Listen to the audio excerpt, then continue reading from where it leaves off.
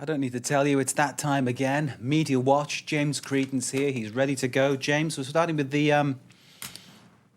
Mitt Romney videos. Now, Yes. is this looking like a disaster politically for him? Is there some way he can fight his way out of this quagmire?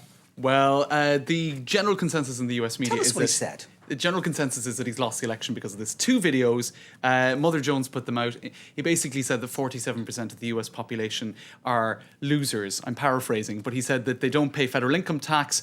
They're going to vote for Obama. There's no point in even trying to get their vote. He also said it would have been better if he were Mexican. If he were fully Wow. Mexican, that would help him out in terms of electoral stuff. And he said that the Palestinians don't really want peace. So it's sort of a triple whammy, really. Let's take a Wow, look. he's offended at a lot of Mother- people there, hasn't he? He's offended 47% of the people Plus, he's perhaps. trying, whose votes he should be looking for. Sure. 17 photos of sad Mitt Romney. That's what Mother Jones now has on their front page. They have various different photos of him looking sad, as if to hammer the point home. You've got the New York Daily News. Mitt hits the fan. That's clever. I like that. Pretty much sums it up, really, doesn't it? And lots of other tweets on it. You had Oh, this dear. as well. People on social media imagining how Obama might be reacting under the hashtag Romney Encore. Go for it again, Romney. That was kind of the hashtag Romney Encore, right? And you had another one here, a similar theme. This one, imagining the reaction of Obama and friends as they actually look at the videos, right?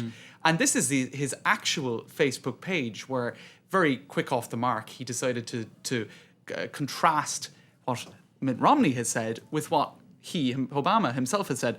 I'll never convince them they should take personal responsibility and care for their lives. That's Mitt Romney. So on he's the basically 47% describing them of as Americans. being, for want, well, I think the word we'd use in English is sponges. They're basically sort of taking all the benefits and all the handouts that America Right. has to offer and doing nothing in return. which Absolutely. I is think a very harsh way to look at some people who maybe are in difficult circumstances and can't That's get right. on, I you think know. Ezra Klein of the Washington Post summed it up well. He said the comments allude to a vision of society divided between givers and takers. Mitt views himself as a giver, right? Well, he And gives to his church a lot, doesn't Right. he? That's that's he true. does, and he gives to society. Well, even though we don't know exactly how much tax he's been paying because he refuses to issue his tax returns.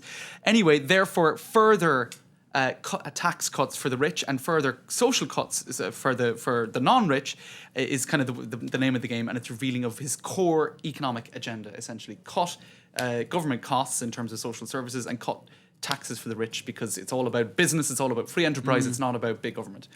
Anyway, it's one way of viewing the world. Yeah, give him enough rope, eh? There we go. Right.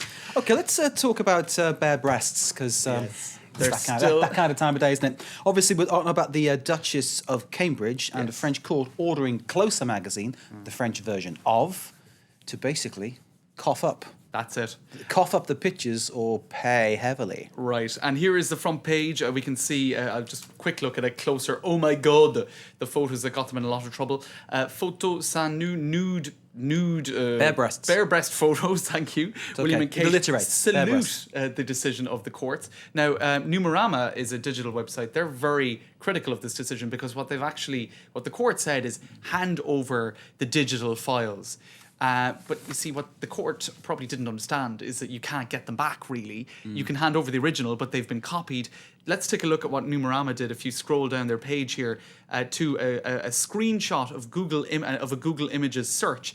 If you type in Kate Middleton, the first word that appears after it on the French Google Images search is nu, which is nude. So in other words, you can find it on Google Images, no problem. So it's pretty pointless. This is the issue about the digital age, isn't it, I suppose? But clearly what the court is thinking of is the old school when you'd have to hand over Right. the negatives. The negatives, exactly. And that's just, Well, that's not the case. gone with Kodak, hasn't it? Let's face it. That's it, exactly. Okay, are we moving on? Well, let's just talk about what we're probably going to be talking about a lot tomorrow, Mark. This is Charlie Hebdo, satirical The magazine. satirical magazine here in France. Yeah. That's right. Their decision to publish photos of, or a cartoon of the Prophet Muhammad. Now, they did this last year, right, in November. Look what happened to their headquarters, right? It got firebombed. So, to say the least, it's a provocative move. And as one person said here, you don't put out a fire by adding fuel. There have been a lot of demonstrations in the last couple of days in the fallout of that whole furore about a movie that was very provocative and very insulting to the Prophet Muhammad. So a lot of people are saying, really, this is not the right time to be hammering home a point about the freedom of speech and freedom of expression. Okay, we'll be watching how that one develops, as they say. I suspect we'll be talking about it tomorrow. James Creedon with Media Watch. James, thank Thanks, you Mark. very much. Good to see you.